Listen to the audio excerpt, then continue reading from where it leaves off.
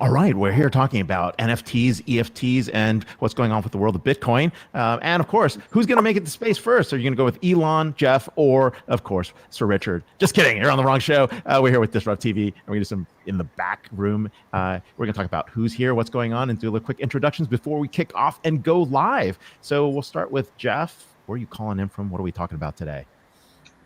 So I'm calling in from a very rare occasion. I'm actually in our office in Boston, from the Deloitte offices.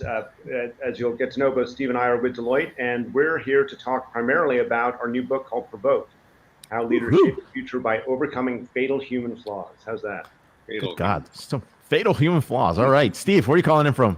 I am calling in from my bedroom in my New York apartment, and as you can tell, at least we got up and made our bed today. But this is the life we've been living for the last little while.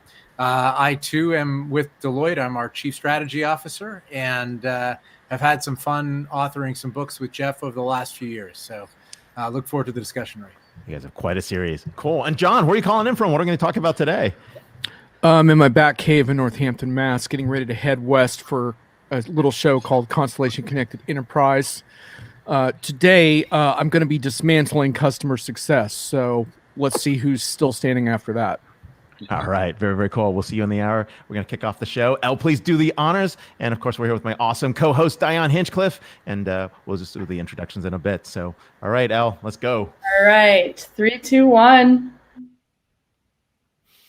Hey, everybody. Welcome to DisrupTV. I'm here with my awesome co-host, Diane Hinchcliffe. Vala Afshar won't be here today. Diane, as you know, is one of the top, well, I'd say futurist, CXO, advisors, practitioners himself, the man who actually coined the term Enterprise 2.0 early in the days. And he's got a lot of very interesting things in his bio. But more importantly, thank you for being here. I'm Ray Wang, and we've got a very, very interesting, exciting episode today. We're going to kick off with two individuals, Steve Goldbach and Geoff Tuff. And I'll do quickly their bios, and then we will kick off to their questions. So as many of you guys know, Steve Goldbach is the Chief Strategy Officer at Deloitte, and he's also a principal. And not only doing that, he was also part of Monitor Group, if everybody remembers that, and co-head of its New York office. He's been spending time. They've got a brand new book called Provoke. He's the creator and dean of Deloitte's Global Master Strategist program. It's a very, very exciting program if you've ever done that. And during the pandemic, he moved that global program to complete virtual delivery. He's trained over 50 Deloitte leaders on core strategy concepts, including playing to win, and of course, productive interactions, scenario planning, and activating strategy sales in the marketplace. And of course, he's a lot of interesting jobs in the past. And of course, he's the co-author of the 2018 national bestseller, which I read, Detonate: Why and How Corporations Must Blow Up Best Practices and Bring a Beginner's Mindset to Survive. And of course, in 2019, he was a Thinkers 50. He was named as a finalist for Distinguished Achievement Award in Strategy, and he's also been shortlisted for the Leadership Award. So thank you for being here. You can follow him at Stephen_Goldbach. And we're also with Geoff Tuff. Geoff, welcome. He's the senior leader of the innovation practice at Deloitte. He's had almost 30 years of experience consulting to some of the world's top companies on anything from strategy, growth, innovation, adapting business models to deal with change. He's also a principal at Deloitte and the leader of the Future of Energy Initiative. It's only get more and more important. And as everyone knows, as we're heading into a clean economy, and of course, he's had different various leadership roles across the firm in sustainability, innovation, and strategy practices. He's definitely not hot. No, actually one of the hottest practices right now. And of course, prior to this, he led innovation at the firm Doblin and was also at Monitor Group. And he's based in the Boston office. So very, very cool. Wonderful to have you gentlemen here. We're going to kick off. Diane has the first question, and we will start from there. So welcome to DisrupTV. Yeah, welcome, gentlemen. Yes, thanks. It's great to have you with us. First, congratulations for your new book, Provoke. It's out last month. Looks like it's getting fantastic reviews on Amazon. That has to be very gratifying. It looks like you put a lot of research and work into the psychology behind it. And so I was wondering if you guys could walk us through, what is our usual reaction to change and uncertainty? How do humans adapt to that? And how do they address it? And why is that often a problem? Sure. So why don't I jump in on this one? And as you'll find with both Steve and I, we do a pretty good job of playing off each other and working off what the other one says. So I'm sure he will have some things to add. In terms of acting or reacting to uncertainty, the first thing I'd say is we actually haven't had to do it for that long in the history of business. We actually have not really been impacted primarily by uncertainty for, if you think back decades and decades through the development of many of the most important industries in the world today, it actually hasn't been uncertainty that we've had to deal with, it's been risk. And the reason we've had to deal with risk is because we've lived in a time of linear change, and with linear change comes an acknowledgement that because things don't change that fast, we can actually use data, which is by definition retrospective, to make better decisions in the future. And as we look towards the future in this somewhat linear way, if we use that data from the past, we can take risk out of making decisions. And that's been the history of how business has grown up. It's been the history of how we as executives within businesses have learned to do our jobs. Increasingly, we're finding, though, that linear change is not the norm. And I don't need to tell the two of you, or the three of you for that matter, that we're increasingly seeing the impact of exponential change in the markets that we serve, in the various different trends that impacts our context. And that brings with it a totally different reality, and that is the uncertain. And I'm sure we'll come back and talk about how you think and act differently in the face of the uncertain versus the risky. But the good news amongst all the bad news that we have encountered through the pandemic is we as a society, as business leaders, as individuals, as human beings, as family members, now know what uncertainty feels like way more viscerally than we ever have before. And while we may not have all the tools and all the tricks to deal with it perfectly, we now certainly know what it feels like in a way that makes us pay attention to it more than we have historically. Yeah, no, that's a great point. Steve, do you feel the same way about that as well? Well, I not surprisingly, Geoff and I agree on a lot of things. I'll add to what he said about and sort of focus on why is it a problem in our typical reaction. When faced with a countervailing point of view on your business, the typical reaction is to either miss it entirely or to deny that it exists, and then to overanalyze it and then respond meekly to it. We see that pattern happening over and over again. And I'll tell you a story, Ray. About 12 years ago, I was sitting with a senior executive in the cable and telecom business, and we had done some research where we were looking into the behaviors of their customers and potential customers. And we found a really, really tiny segment, less than 2%, that had a curious behavior. They wanted really, really good, high quality, fast internet, but they didn't want to buy all the video channels and programming that went along with it. They just wanted what they were calling in the day naked internet. And we kind of said, well, that's a really curious segment, because typically, when people want less than what your regular offer is now, we kind of look and see whether they're price sensitive but they weren't price sensitive. They wanted the most robust, the fastest internet, but they didn't want all the video channels. And so this was the first sign of cord cutting behavior, right? And it was less than 2%, but the reaction of the executive when we took this data to him was 1.75%. Why would I care? It doesn't impact my business. And so the response was just like tepid. And if you think about what you could have done, if you started to pull on that thread, if you were just curious about it, if you pulled on that thread, you could have said, okay, how could I take advantage of this? How could it grow? What does it mean over time? But instead, no response. Studied it, curious about it. And then you look at how Netflix arose, basically harnessing that trend and taking advantage of it. And Netflix is worth multiples of what this particular company is now worth in the marketplace. So this is the typical reaction, and it's a problem because you miss opportunities that are entirely disruptive to your business model. No, great point. So, and when we think about this, right? I mean, you're provoking the future, right? I mean, what does it mean to provoke the future? How do we get there? Like, what's important for you when you think about provocation, I guess, as we apply that to a verb, what happens? So the first thing is you have to recognize that you're living in a world of uncertainty, and that uncertainties have a pattern. And when I say that, they have a pattern of resolving in a way that we don't tend to think about. And so as Steve and I started talking about this notion of how to provoke the future in which we have advantage, one of the core questions we had is, first of all, which signals do you need to pay attention to? Do you need to pay attention to those 1.75%, or are there some things that you don't need to pay attention to? And we can come back and talk about that. But secondly, we have to recognize when the nature of an uncertainty is changing. So the reality is that all uncertainties resolve in one way or another. Some uncertainties just kind of go away. They end up not being a reality at all. So we think back to the Y2K scare that many of your listeners or watchers may remember, and that ended up being actually not something we had to worry about. And it was probably good to be prepared in some ways, but it was an uncertainty that resolved into nothingness. Other uncertainties, though, become something real. And when they become something real, they become a question of if they're going to happen, to simply being a question of when they're going to happen. They go through something that Steve and I call a phase change from a question of if to a question of when.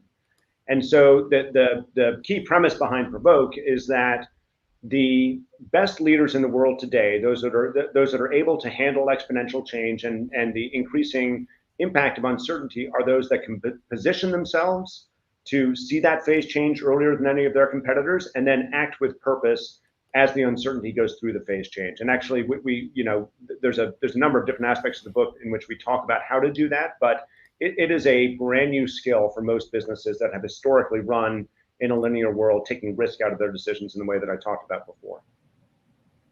Yeah, so that's very interesting. And Steve, I don't know if you want to add anything to that, but we look at disruption has been with us. Digital disruption has been with us arguably since as early as the 2000s. And we've heard about exponential growth, and organizations are supposed to disrupt themselves.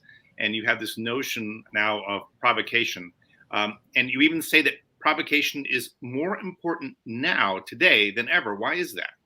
Well, I would say just because of exponential technologies, even though some of the technologies and frankly, disruption in industries has been going back. Think about how the car disrupted, the horse and buggy. I mean, there's been disruption has been prevalent in all society since the beginning of time, since there was commerce. What's different about now? What's different about the time that we're living in is the pace of technological change is happening so rapidly. And those technologies are, because they're exponentially growing, they're creating business opportunities that are either an order of magnitude better than what's happening today or an order of magnitude cheaper. And when you're talking about that degree of change and the frequency with which it's happening, if you're not looking for ways to continually delight your customer, then you're going to be disrupted by someone else. And so given that the speed with which that is happening, you've got to be constantly on the lookout for when things that will disrupt your business are potentially going through the phase change from if to when that Geoff described.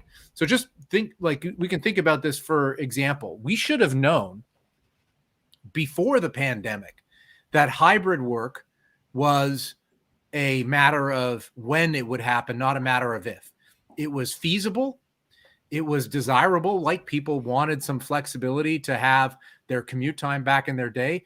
And it was certainly viable. We could save a lot of money, but we never did the test, right? We never undertook the test of could we work, from home at scale until we were forced to do it. Now that we did the test, we know we can do it. So when you see something coming up, when you see something happening in the world, it's super important, even if you think it may not be relevant, to run a test, because you might find, like, holy moly, we now know that we can do something that we never thought we could before. And just given the number of those technologies that are existing, that it's more important than ever before not to rely on my gut instinct, which says, oh, this will or won't be big, to actually run those tests and to actually test whether you can shape that future or not.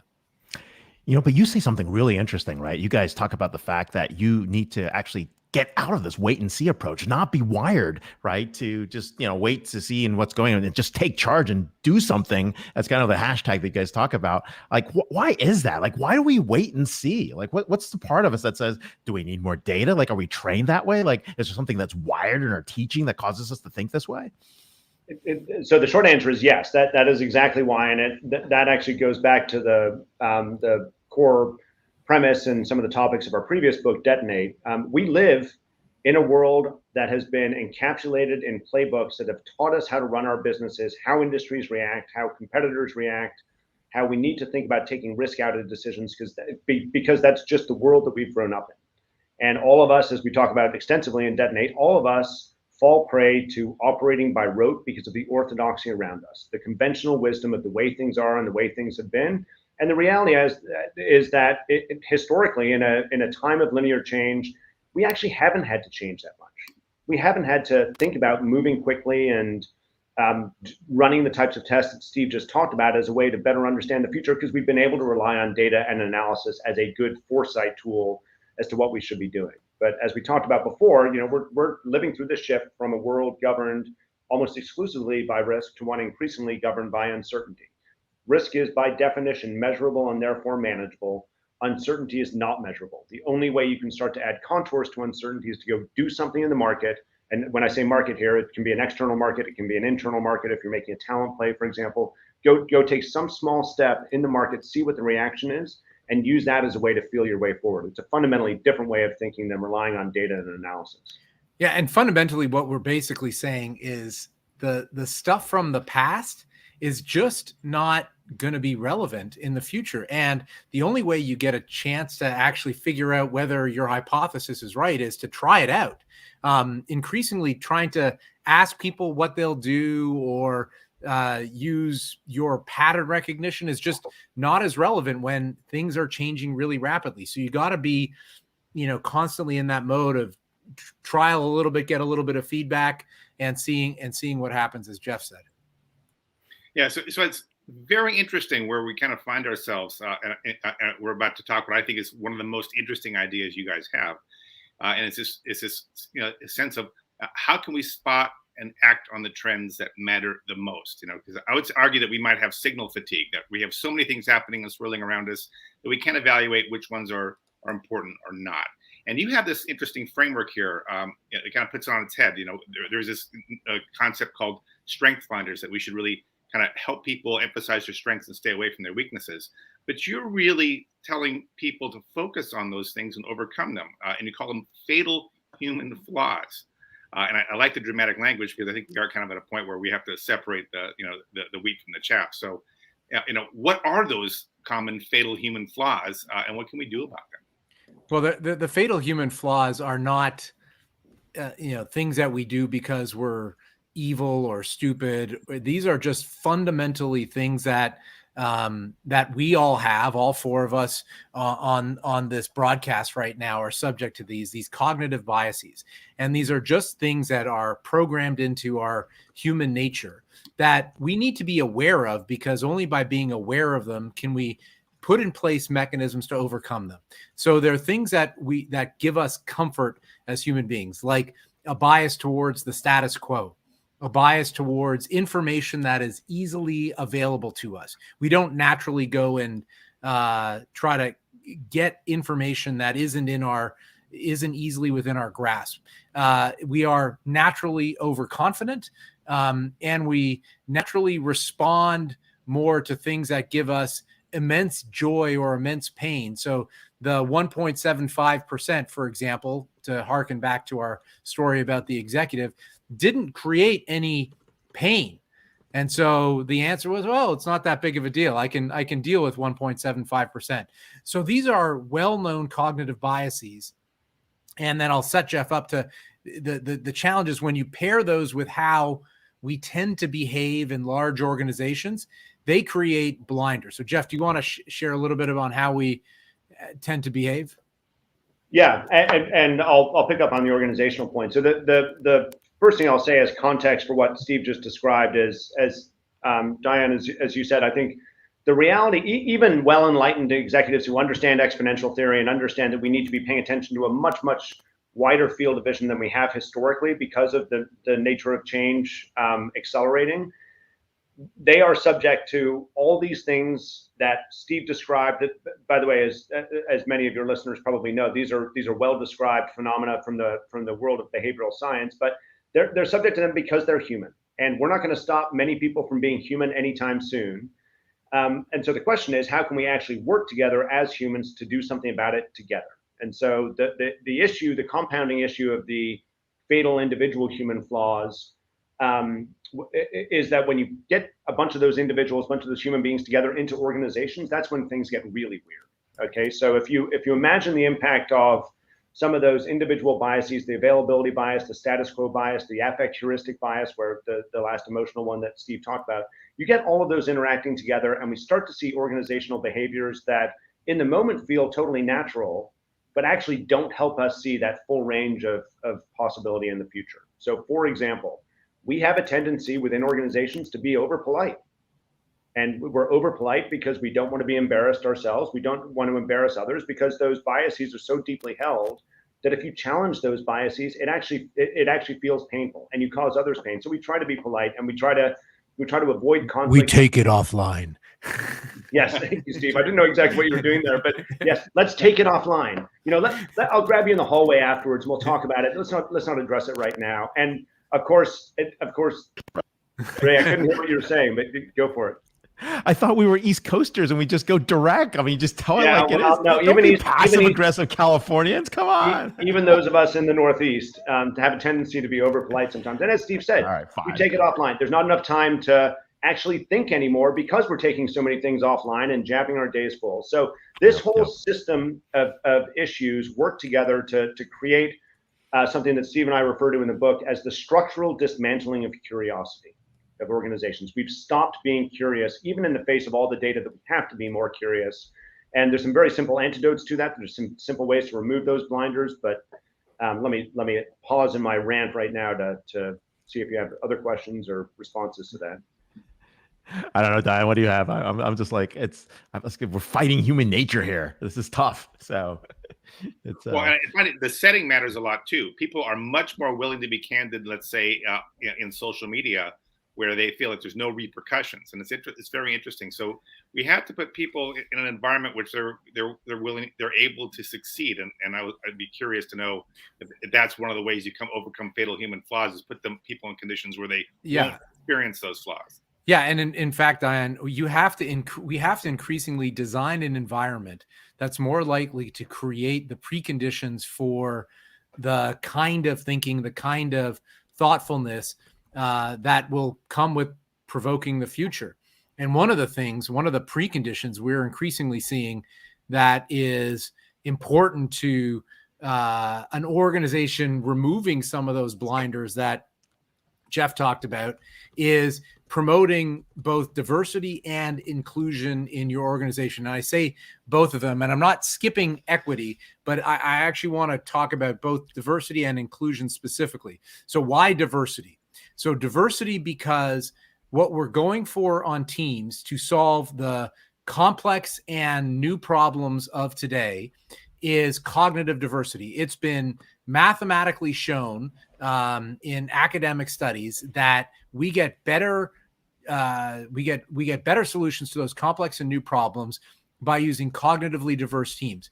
Why? Because you approach problems from different ways. You'll see more of the contours of the problem, and as a result, you'll select and process in different ways and come up with a better answer. Put simply, as Scott Page likes to say, if you want to get a better economic forecast, you're better to add a theater major to your team than the sixth economist. Now, where does cognitive diversity come from?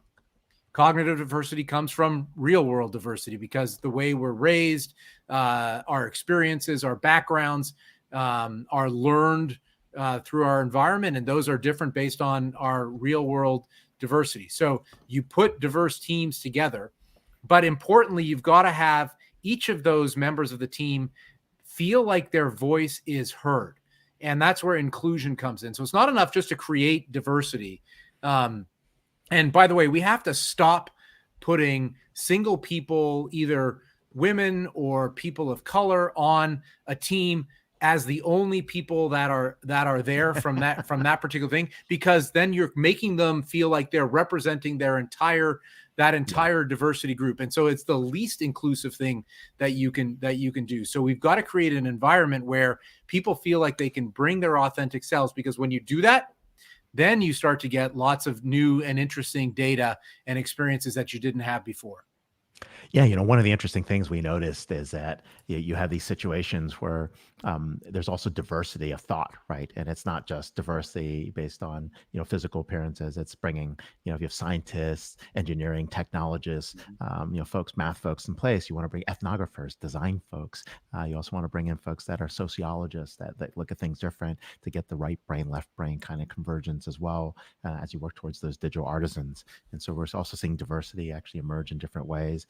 Age as well, right? Having the mentorship based on age or experiences. Those are other things that we're seeing pop up as well. So it's been very interesting along those lines. And when you write about that and provoke, really about helping it to increase decision making, a lot of times it's also about thinking about where those common values are, and really getting to some shared values within organizations, as well as an embracement of what those diverse views are. How do you see that? Like when you're in practice, right? I mean, there's a lot of these DEI initiatives that are going on, but there's also a lot of baseline that's off, where people are trying to get to some common ground. And so right now we're seeing a lot of, the real world on the ground is a lot of work trying to get the common ground, common understanding and trust as these D&I issues are being rolled out. And it's also hindering the ability to actually move very quickly in some organizations. So we've seen some companies actually say, hey, look, right, for innovation, creativity, brainstorming, we definitely are going to use this, for execution and operations, like we're not going to budge. Like we're just getting people that follow a certain rigid path and just going. How do you rectify those two things inside organizations as people operationalize diversity? So that is a wide-ranging and multifaceted question. I'm giving you lots of room here. I'm gonna pick a part of it and try to answer it. And I've got a couple related thoughts to that. So the first thing I'd say is what Steve just described through the introduction of diversity is by definition the introduction of cognitive diversity. And what you're doing when you effectively enable cognitive diversity is you're introducing positive tension into the system.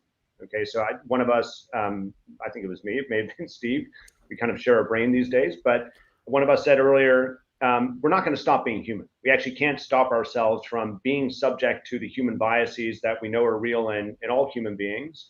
And so one of the most effective ways of creating that positive tension or the creative tension is to have different backgrounds and different biases represented at the same table.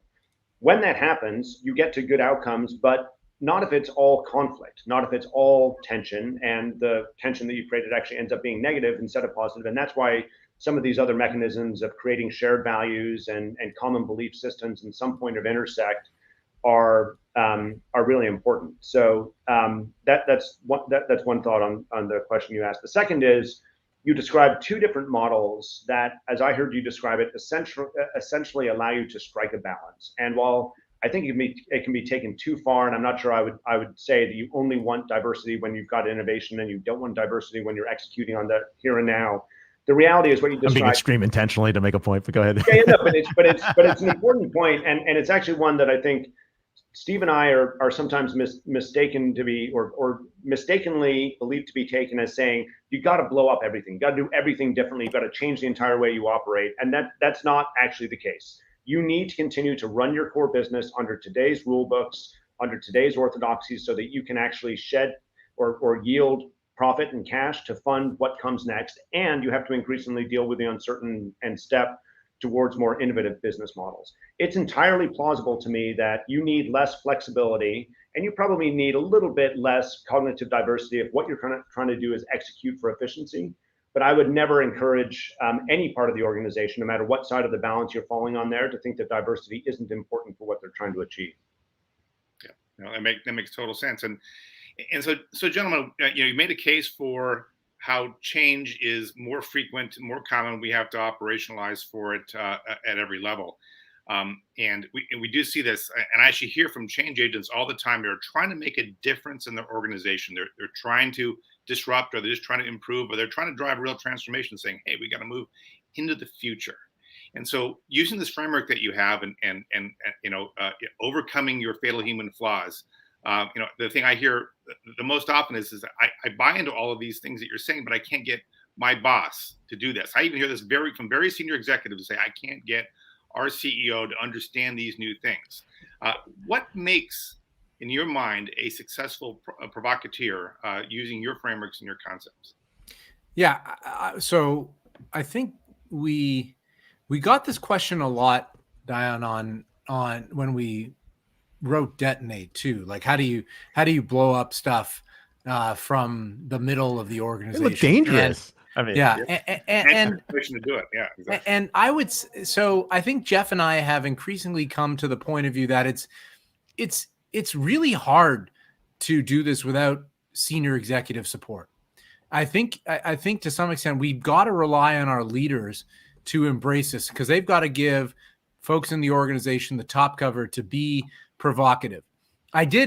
Interestingly, I did have someone on my own team today send me a note and saying, "Hey, I'm new to the team. How do I be a provocateur?" And my advice to that person is the first thing you probably need to do is to do a really good job at what you're asked, to earn the right to try to do things differently. So to some extent, if what you do is you come in and you say everything you're doing is wrong, you're going to create, just like, the cognitive biases are going to come out. It's like, what do you know? And I think that's going to be the natural reaction. So you got to remember, you're trying to change human behavior. So I love the idea of provocateuring by nudging, right? It doesn't necessarily, provocateuring doesn't have to be slapping you in the face. It could be asking a subtle question. What we like to do in the strategy business is try to get our clients to really think about what they need to be doing differently, not coming to them with the answer, but increasingly coming to them with a question that gets them thinking. It's almost like Inception, right? Where what you want to do is plant the seed in someone else's brain so that it's their idea, that they increasingly come to the mindset that they need to change. And I think if the more you go and you just tell someone that they're stupid, look how that's working in our politics today, right? Mm-hmm. That's exactly what everybody on each side of the aisle is trying to do, is saying, you're wrong, you're wrong, you're wrong. And then we just don't hear it. So instead, listen, ask really subtle and insightful questions, get them thinking, and then you'll have a much more receptive way to provoke. I really want to get to your point on the 3 provocateurs you guys actually looked at. And I thought that was pretty interesting. I think it was Deborah, Valerie, and Ryan, I believe. And you can talk a little bit about why they were provocateurs, what made them that way, how they did it in a way that was, that nudged but doesn't create resentment, right? I think that's what you've been talking about. And it's a special skill. It's not something everybody has. So let's start there. Yeah. Well, so I'll pick up on one of them, and then maybe, Steve, we just do a little bit of back and forth. But the first one that appears in the book is the story of a woman by the name of Debbie Beale. As some of your listeners may know, Debbie, 32 years ago, I think at this point, founded a group called the Posse Foundation. And the Posse Foundation has had very powerful impact based on a very simple premise. And the simple premise actually relates back to the name of the organization itself. It comes from a quote that a very highly capable Black student made to Debbie when he had gone off to college, and he came back from college having dropped out, and he said, "You know what? I never would have dropped out if I had my posse with me." And the insight that Debbie had there, and this by the way is one of the keys to being an effective provocateur, is having clarity of insight about one thing you can really hang your belief in the future on. The insight that Debbie had is, geez, what would happen if we sent highly capable leaders who otherwise wouldn't have opportunities to attend some of the highest or most prestigious universities in the world? What if we sent them together in groups of 10 as a posse, so that there's a self-reinforcing system to help them get through school and persist and graduate and be more effective leaders in the future, which is exactly what the Posse Foundation has done. They've now sent over 10,000 students, high leadership potential students, to some of the U.S.'s top universities, and essentially enabled $1.5 billion in scholarship funding for these students. And as such, they've been able to shift their aspiration to now, as Debbie would say, what they're trying to do is change the face of leadership in America, which is a noble goal. And it all came from that original insight about that allowed Posse to create the system that they did. If you look, though, carefully at Debbie's story and at the points along the road that she faced various different obstacles, what she was doing in every single one of those is dodging and weaving and pulling in the right people from her ecosystem to help her overcome those small hurdles along the way. And what I would say has made Debbie a master provocateur over time is not necessarily just force of presence, although Steve and I have learned over several dinners with Debbie that she can be a forceful presence for sure, but actually her ability to impact humans and to get them to align behind her to help her achieve her vision. And I'd say that's probably common amongst many of the provocateurs that we talked about in the book. Yeah, and the other one that I'll share a bit about the other two. So Valerie Rainford is a provocateur, and really we profile her for two reasons in the book. She was incredibly successful at driving the advancement of Black talent at JP Morgan Chase under the sponsorship of Jamie Dimon. And what she discovered there was the real key to unlocking the promotion of a particular segment of diverse talent in an organization was sharing in a very stark and disaggregated way the data. So she would bring binders and binders of data to Jamie and the executive teams to show how at different levels in the organization, they were consistently underperforming relative to their potential. And under Valerie's leadership over the last several years, before she left JP Morgan, I'll talk about that in a second, they've made considerable strides in the number of Black people in both senior and up and coming next gen type roles within JP Morgan Chase. And she discovered the formula at JP Morgan. And then what she had the foresight to do was say, there are going to be other CEOs, most of them white men, who need a wayfinder for how to navigate the world of promoting the advancement of diverse talent. And this was well before the murder of George Floyd and the factors that sort of created a much more woke set of senior executives looking for this. She said, this is going to be something that is demanded. I can see this is not going to be a matter of when it's going to be, a matter of if, it's going to be a matter of when. And she left a very comfortable gig at JP Morgan Chase to found Ellery Talent Strategies, named after her hometown. Yeah. And she's created a truly remarkable business in doing so. And then the other person we profile is a fellow named Ryan Gravel, who is the brainchild behind the Atlanta Beltline, a wonderful urban revival project. It's one of the largest urban projects in the United States, and maybe the largest, if I'm not mistaken. And the thing that we love about Ryan's story was the power of observation. Like just a simple, like Ryan is a provocateur because he noticed how people behave.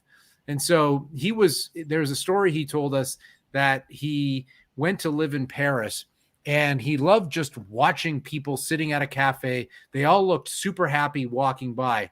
And then he went back to Atlanta and he was sitting in his car and he was super depressed that he couldn't see anybody. He couldn't interact with other people. He couldn't look people in the eye. And he believed that to promote real happiness amongst a diverse set of people, you have to be able to interact with them.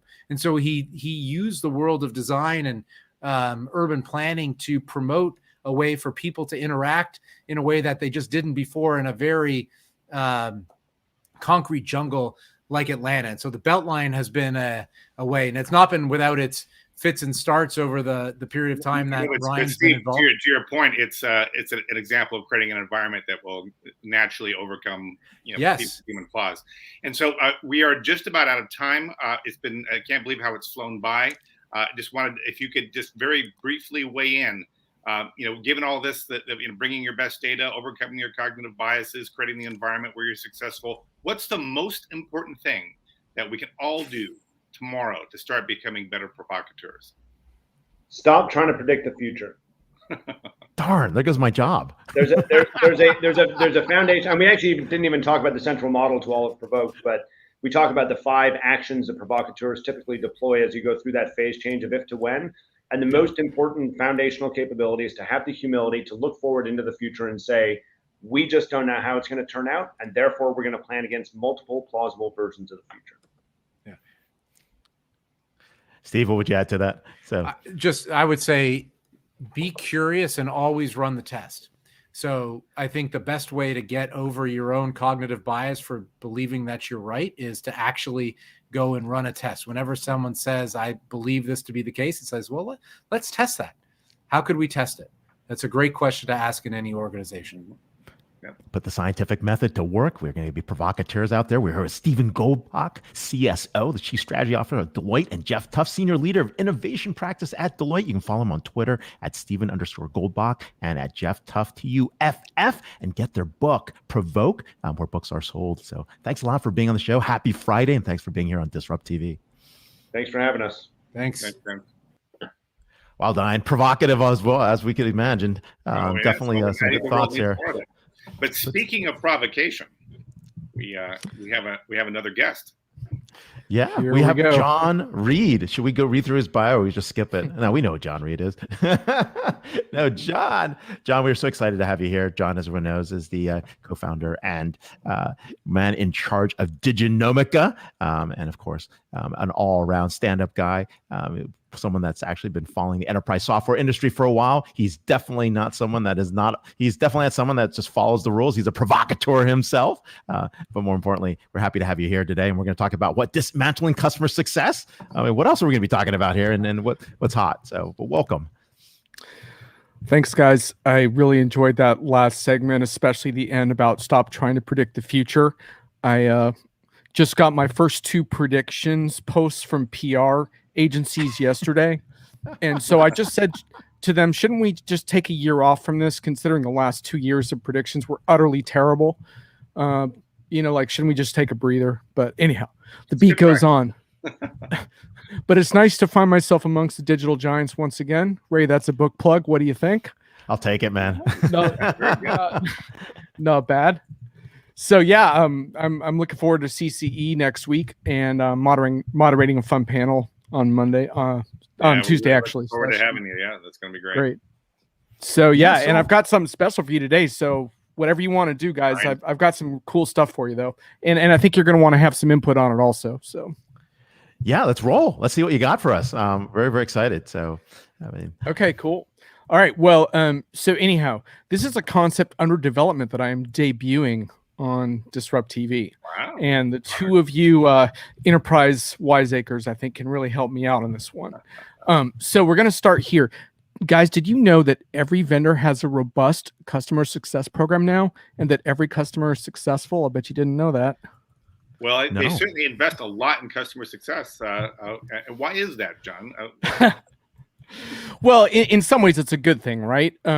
Because customer success is a reflection what I used to call, it's sort of a discrediting of the era I used to call handshakes and smiles, where you give everyone high fives that go live and kind of march on to the next project.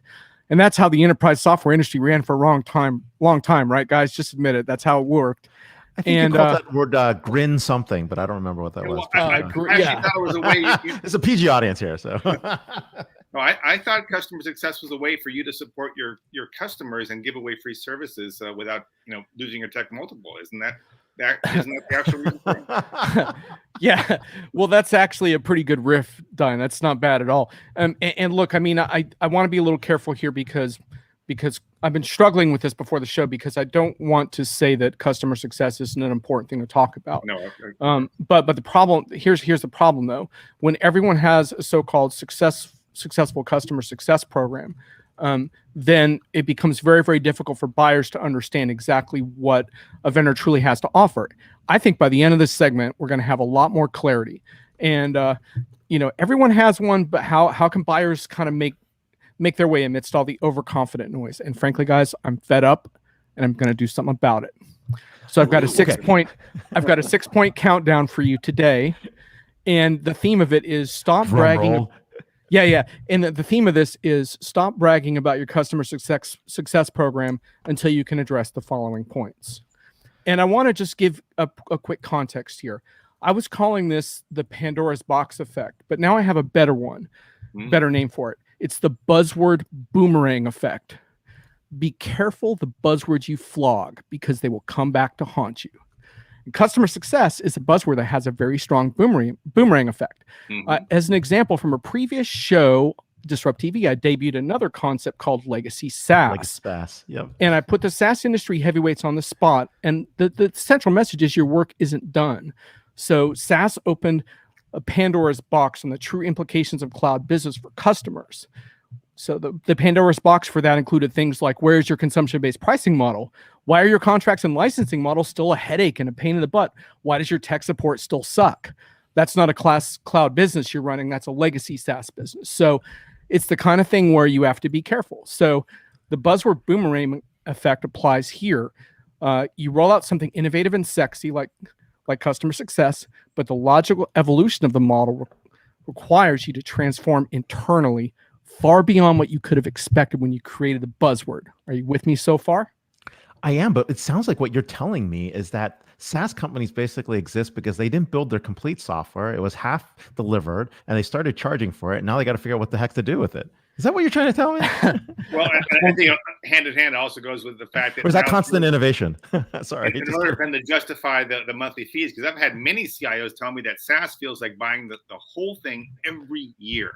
And so the customer success was created so that we wouldn't get to customer abandonment, which is, we're only actually using 10% of the licenses that the seats we're paying for.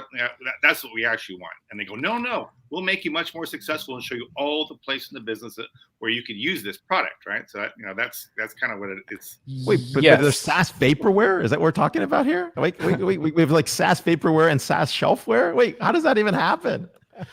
Well, the good news is some of the metrics that have been developed do combat some of that, right? So we've all heard of things that they were really developed in the SaaS industry, but they can apply to other contexts. Things like customer lifetime value, churn rate, annual retention rate. Some of these get pretty wonky.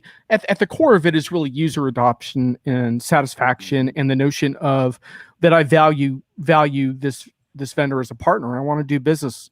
And some of these metrics have gotten pretty granular, so I do want to give vendors credit for that. But what we're doing so far is simply not enough. And so the countdown here is basically, don't brag to me about your customer success program until you have all of the things on this list. And it's a degree of difficulty scale for the countdown. So, and I'm also going to ask you guys when I get done if I miss some important ones. So as I'm doing this, like take a few notes, and I would recommend the audience do the same, and feel free to pop something into one of the chats as well. So let's start with number 6 and I think you'll get the idea once we go forward. So number 6 is your supposedly great NPS score is not enough. Higher NPS. All right. Your supposedly great NPS score. That's not going to do it. And now why is that? Well, because the NPS score is a lagging indicator. So stop talking about it. It's too static. It's too late. By the time you get that NPS score, it's too late to intervene on a troubled project. Instead, show me your real-time customer health intervention model. Show me how you flag troubled projects for early support, advice, interventions. Yeah, maybe AI can help with that. I'm willing to talk about that. Don't talk to me about value engineering. Talk to me about things like real-time value assessment. Oh, and by the way, can your customers see their own health score in a real-time dashboard? I don't think so. So in other words, you have work to do.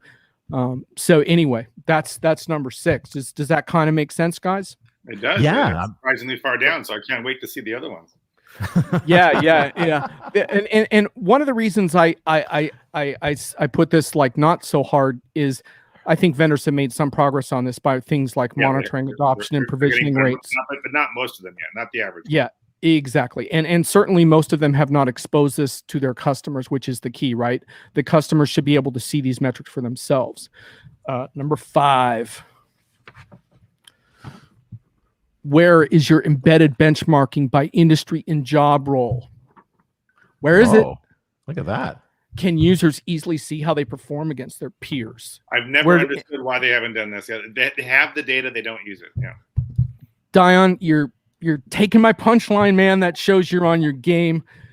Why can't customers see where they lag in real time? I've seen one software vendor that has made real strides on this. They happen to be a Diginomica partner, so I don't want to get into too much. vendor All right. naming just because like I don't want this to feel like an advertisement for our partners. That's not why I'm doing this segment. But by the way, as you pointed out, that's the real promise of SaaS is aggregating data, not just for your benefit, for your customers. And one thing I do want to point out here is I have had a couple of vendors protest this issue and say, oh, well, there's data privacy issues involved in here. Well, that's a terrible, that's a terrible excuse for lagging on this issue. Terrible. Data privacy. And I would say that's a terrible complaint. All that can be easily anonymized. It's not a problem. Preach, brother, preach. You absolutely have it down there. Absolutely. That's not a sufficient excuse. And so now you can see, right, why bragging about customer success has a boomerang effect, because now you're getting questions like this. And how many vendors have actually successfully embedded this into their project so that you can quickly take actions when you see you're lagging behind your industry peers? I don't think very many. Time to get to work. All right. Time to get to work. So let's get tougher. Okay. Where is your customer bill of rights? Oh, where is it? I like that one. I like that Where one. is it? Okay. And I hear the resistance from the audience on this one. This is a corny concept and it's a marketing exercise. No, okay? I wrote a SaaS bill of rights. I'm completely in on it. Yep. So there you go. Too, yeah, exactly. And isn't it in the terms and conditions though? Isn't it in the contract? It is, but it's different to make it transparent and public and put it on your website. Yeah. And now some vendors have done this, and I don't know all of them that have. The first one that really called my attention to it was Acumatica, and then Infor followed suit. And there could be others. These two are Diginomica partners, but I did feel I needed to name these because I want to provide a couple of examples, because some of these things can be fairly specific. And let me read a few from Acumatica so you get a sense of how accountability can come from these. Consumption-based licensing that does not inhibit business growth. That's one of theirs. Sustainable pricing with annual increases of no more than 3%. So, okay, there may be increases, but they've committed publicly to what those price raises might be. Ownership of and access to your data anytime. This prohibits certain kinds of licensing models based on data that a vendor can dream up, which we see all the time. So you can see how a list like that, if you construct it properly, and there's probably a lot of other good ones that could go on a list like that, it does hold you accountable, right? And yet most vendors, if you go on their websites, do not have anything like this. Yeah, maybe they have it on page 12 of their contract, like Dean said, or page 122. But that was really, I meant that in jest. I mean, the real challenge is, IT is having to become a staff of lawyers and contract managers who can actually get in there and state that, and why customers aren't banding together and really insisting on that. This happened in the standards war in the 90s. I was there. Customers finally were fed up and said, "No more. We're not buying this stuff until you meet this, meet these standards, or at least adhere to standards that we agreed to." And that changed everything. And we need to do that for SaaS. And I hope this is your point here. All right, guys. Ray, anything to add to that? No, I completely agree. I mean, this is one of those things where, I mean, every vendor probably should be thinking about this, and they've all punted. Most of them punted. So. Yep. Well, if you want to excel in customer success, here is your opportunity, because when others punt, you run for a score. How's that?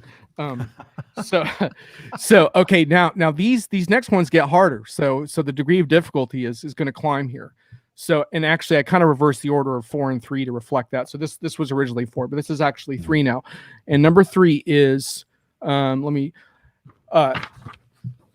have your partners embraced your KPIs, or are you working at cross purposes? When I talk with major vendors about that, I ask them, how can you talk about customer success when your SI partners have different metrics and KPIs than you do? Where's the accountability here? When all stakeholders on a project haven't agreed to the same KPI targets, how can you talk about that when you're working at cross purposes?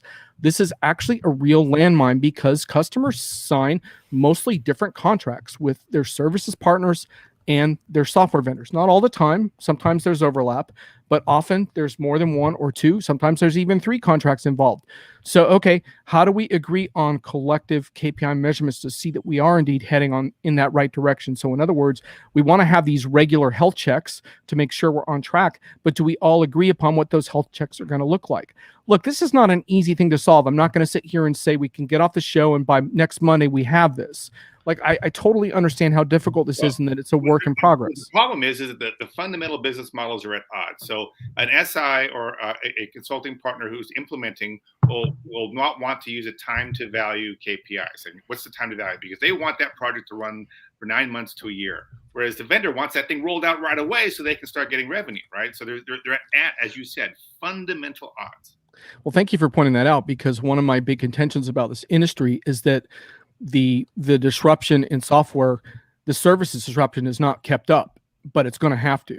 And eventually that light is going to get shined on the services industry. So to your point around the cross purposes, if services industry and SI partners don't change around these models, they're going to have that change forced upon them. So maybe they want to get ahead of the game instead of dragging it from behind. Ray, you have a comment, I'm sure.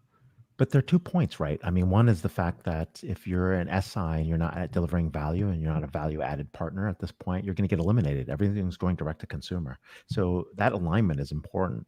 And even if there isn't alignment, if they're not solving a need that the other company doesn't see as alignment, you'll also be taken out, right? So those are the 2 factors we definitely will see in that market. No doubt about it. All right, let's keep going. I got 2 more. 2 more. Number 2 with Jon. Yeah, this is number 2. And these are really like degrees of difficulty is how I arrange this, in my opinion. Number 2.